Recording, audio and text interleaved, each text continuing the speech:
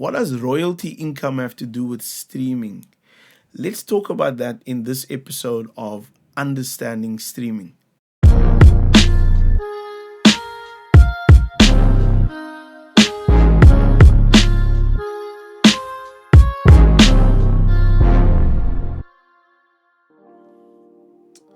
Hey everybody, my name is JK from Exilic Music, and this is another episode of Understanding Streaming where we're digging deeper into wrapping our minds around this digital music streaming era.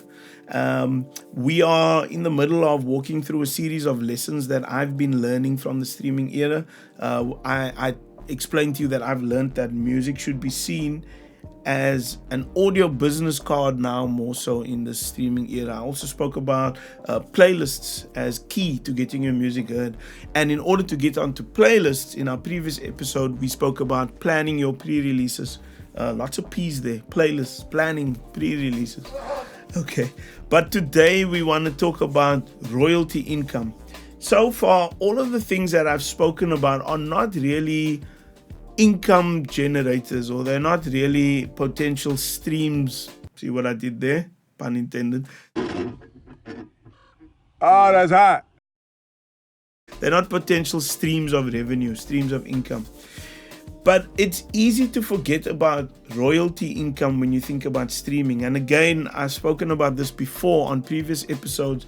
Often artists lament the fact that they can't make a lot of sales off streams anymore.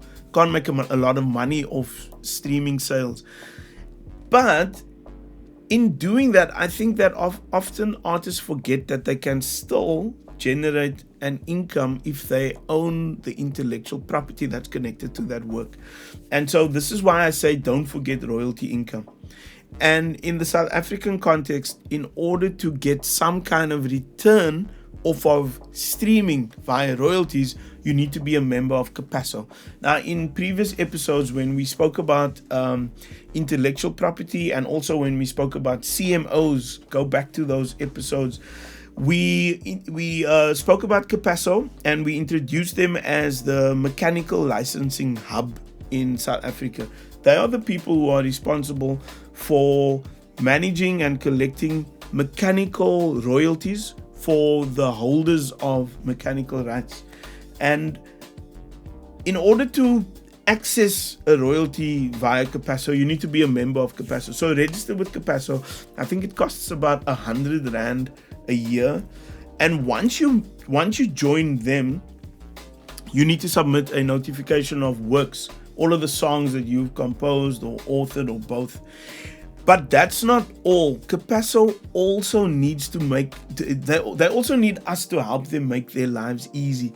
And this is something that I've learned recently in having conversations with some of the key role players at Capasso. One of the biggest challenges in the streaming music era now is just the overwhelming amount of content. There's just so much information out there, and the guys at Capasso are sitting with what they call lines, right? It's a line of information containing all of the metadata for one particular stream. They're sitting with millions and probably into the billions of lines of data, and that all relates to maybe your song and other people's songs. For them to work through all of that data, and here again, just as a side note, this is how the music industry is changing. New roles are being played, and there are opportunities for new role players and key positions in this new era. So data analysts are now needed to help manage this process.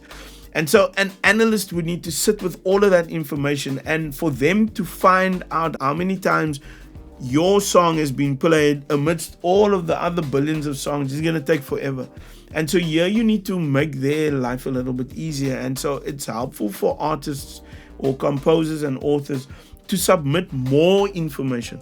Things like ISRC codes. Also things like user reports. You can get your user report from an aggregator or from a distributor. For example, our clients, as a distributor, all of our clients receive a distribution report. They might receive it on demand, or they might receive it on a quarterly basis. But with that distribution report, they can see as line items every single time their songs have been streamed or downloaded. That kind of information is very useful for Capasso. So if you send them usage reports, ISRC codes, it can help them track down your music, and in that way you can actually generate some passive mechanical royalty income from your streams and your downloads over and above your sales. Another thing to mention is that all of the DSPs, they pay licenses, blanket licenses. We've already spoken about that. But the DSPs like Spotify and Apple and YouTube, they pay licenses to Capasso, and from that license fee, Capasso then has the funds to redistribute royalty income, specifically mechanical royalty income for the rights holders.